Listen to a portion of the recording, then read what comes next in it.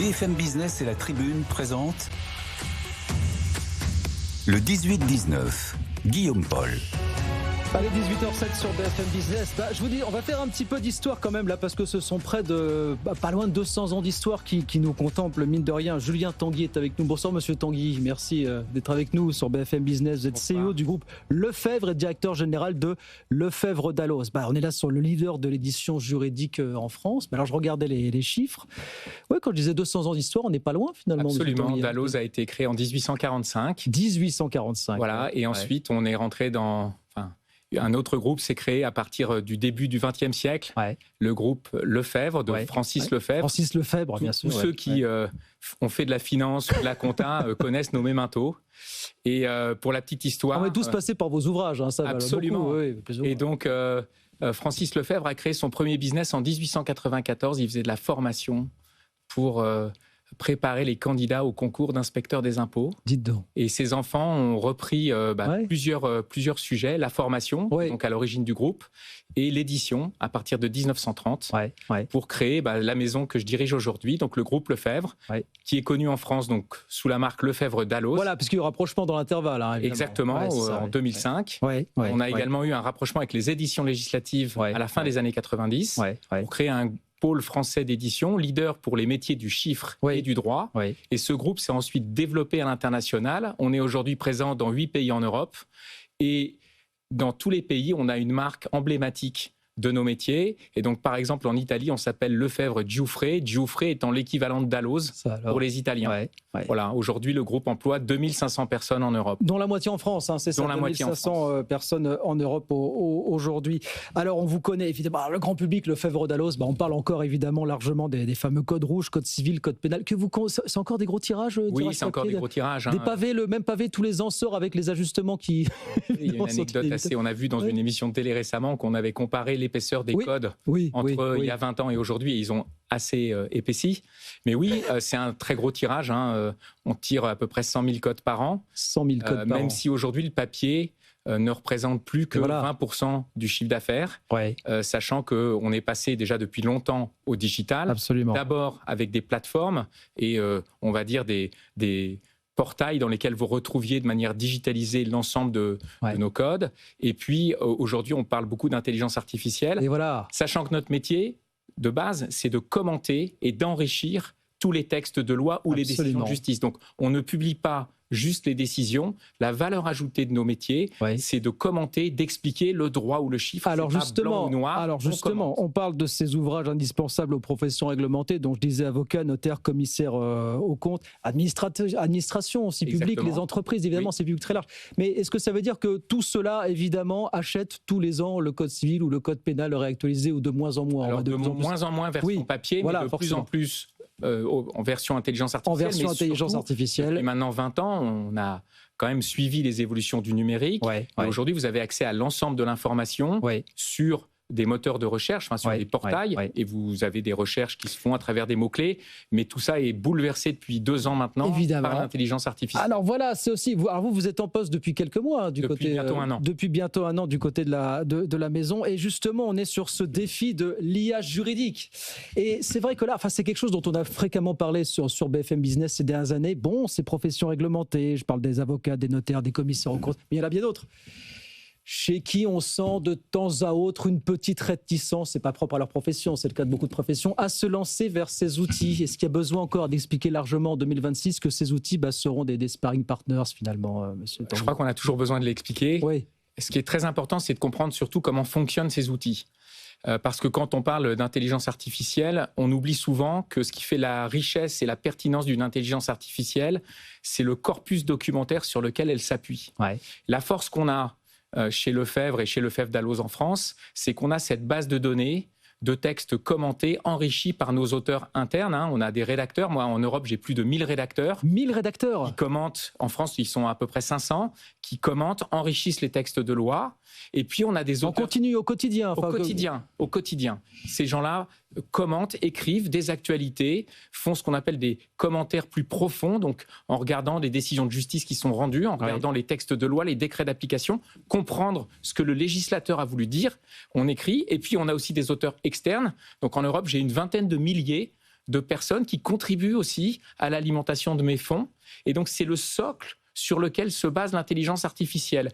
C'est important d'avoir en tête que l'intelligence artificielle dite générative, en fait, n'invente rien.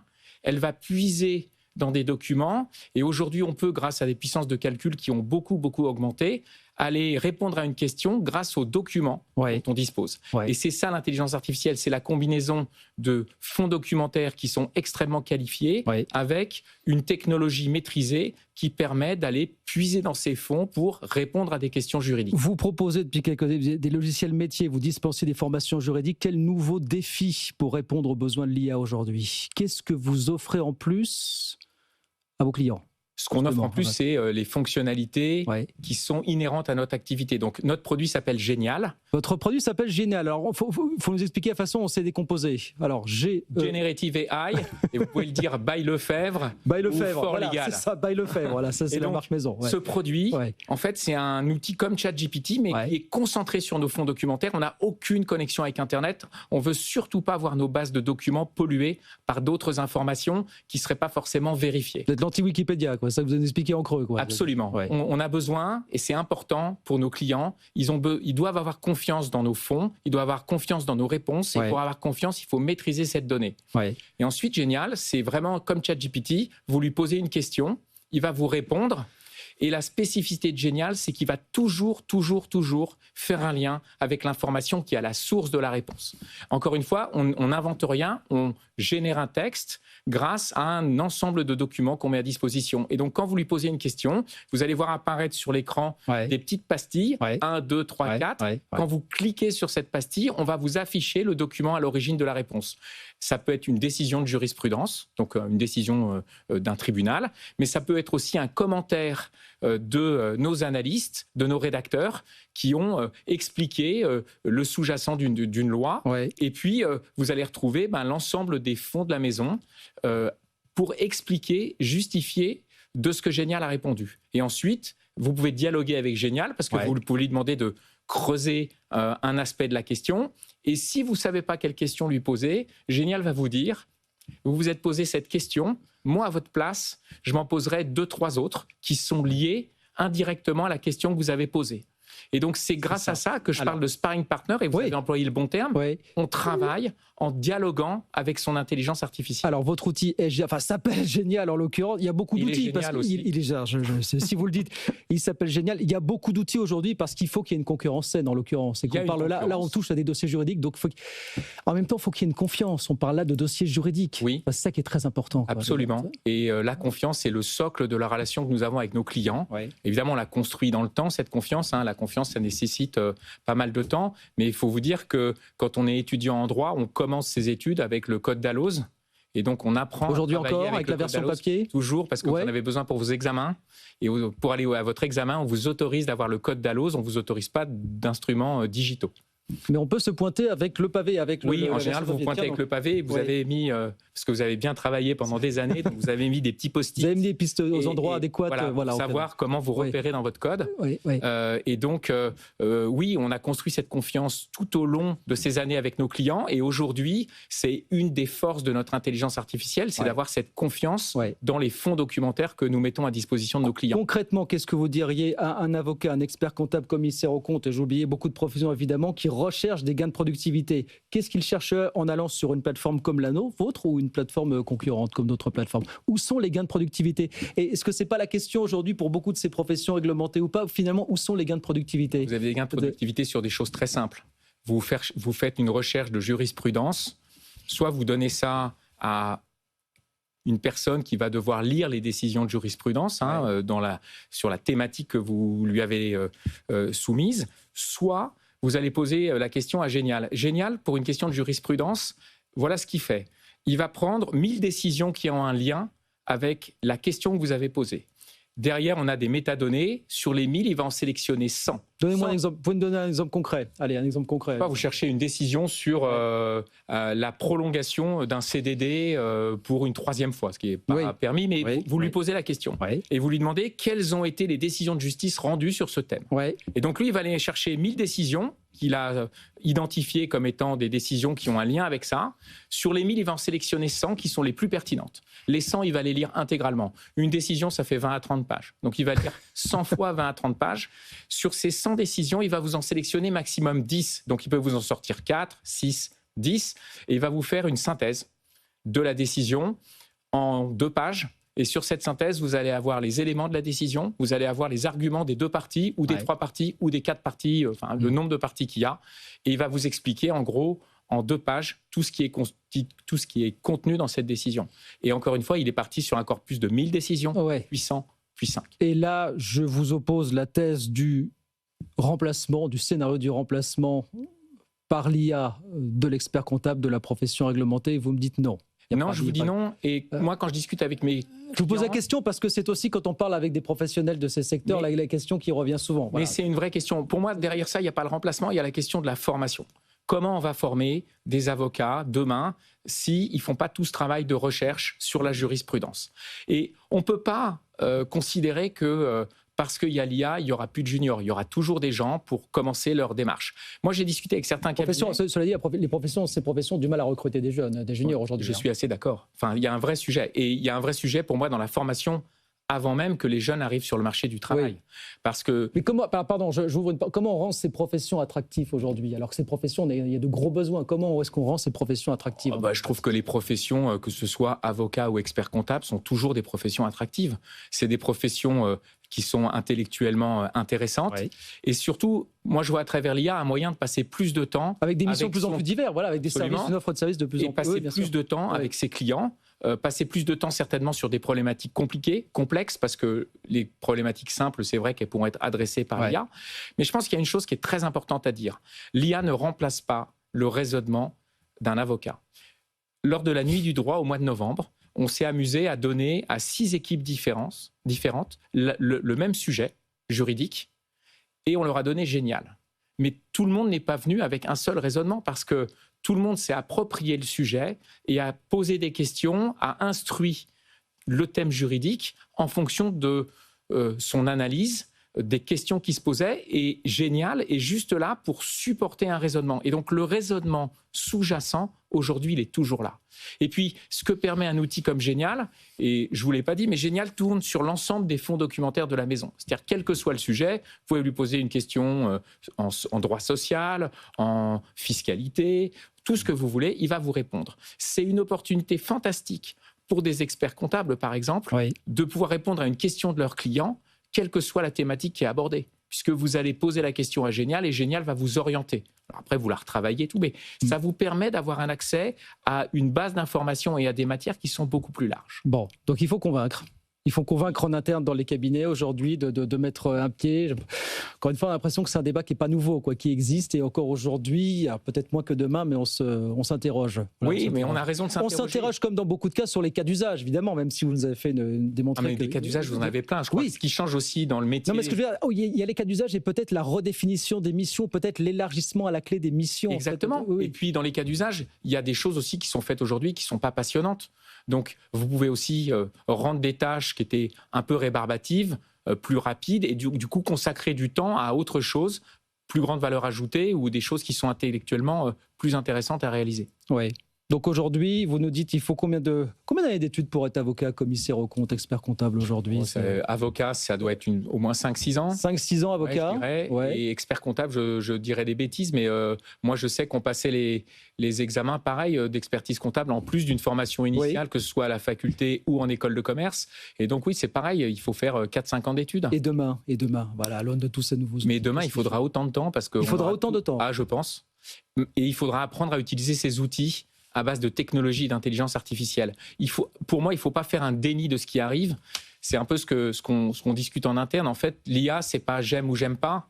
C'est l'IA arrive, elle est là, elle permet d'automatiser un certain nombre de choses et la question c'est comment on la maîtrise et comment on devient plus intelligent grâce à l'intelligence artificielle. Et moi, je n'oppose pas le travail que font les équipes en cabinet d'avocats et l'IA. Il y a un cabinet d'avocats qui m'a expliqué que pour lui, il voyait dans l'IA un fantastique outil pour accélérer la formation de ces jeunes et qu'auparavant, un jeune mettait 4 ans avant d'être un peu autonome et que grâce à l'IA, il espérait que ce délai deviendrait un délai de 18 mois. 18 mois. Plus rapidement, quelqu'un pourrait traiter des dossiers plus compliqués et être en contact avec le client. Moi, je trouve que c'est une bonne manière de regarder les choses et de regarder les choses de manière positive. Vous êtes venu, alors je vais me parler de votre outil qui s'appelle Génial, mais il y a quand même l'idée, vous êtes d'accord avec moi, qu'il faut aujourd'hui qu'il y ait plusieurs acteurs. Voilà, il y a sur ce secteur aujourd'hui, risque souverain.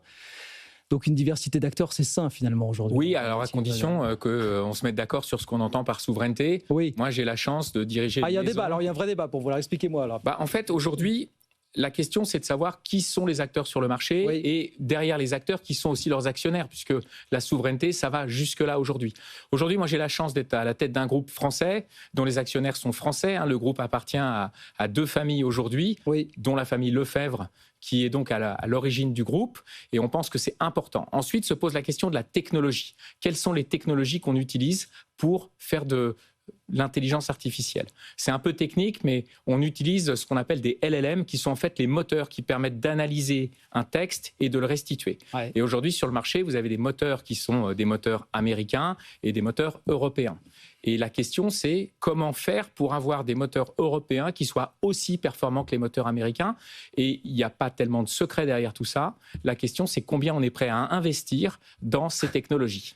Et aujourd'hui, on investit des sommes très conséquentes en Europe, mais ce qui se passe aux États-Unis est absolument incroyable en termes d'investissement. Et donc, il faut qu'on soit en mesure, en Europe, de se doter de moteurs d'intelligence artificielle, de LLM, qui soient aussi puissants que les OpenAI, Gemini dont on entend parler. Donc, dans votre domaine, comme dans bien d'autres, il y a une dépendance aujourd'hui aux outils américains. Aujourd'hui, on travaille. Alors, aujourd'hui, on est agnostique en termes de moteur. Ce que change l'utilisation du moteur, c'est la pertinence de la réponse. Et on a parlé de confiance et de capacité à apporter les meilleures réponses possibles à des gens qui sont très exigeants. Les experts comptables, les avocats, les greffiers sont des gens qui sont éminemment techniques. Et donc, ils ont besoin de réponses qui soient extrêmement solides. Et donc, aujourd'hui, on a ce sujet de traitement de nos produits et de mise à disposition de très bons résultats à nos clients.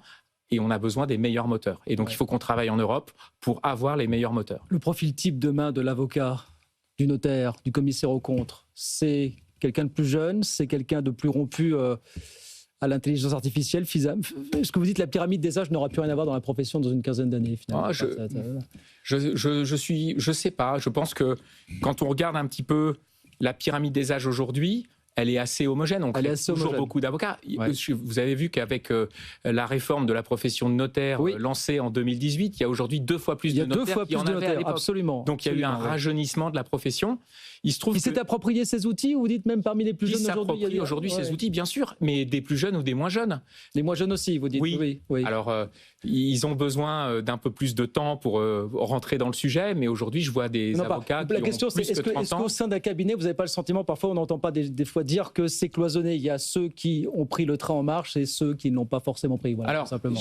Il faut regarder où on en est aujourd'hui. Il n'y a pas de rupture générationnelle pour vous à ce niveau-là. Ça reste des produits très récents sur le marché. D'accord ? Donc, en fait, il faut expliquer, faire de la pédagogie. Nous, on passe beaucoup de temps à travailler avec nos clients pour leur expliquer comment fonctionne Génial, ce que Génial permet de faire. Et en fait, on est en train d'acculturer tout le monde. Et quelle que soit la génération, ce besoin d'explication, de traitement des cas d'usage, d'explication aussi comment on utilise un outil comme ça, parce que c'est très nouveau.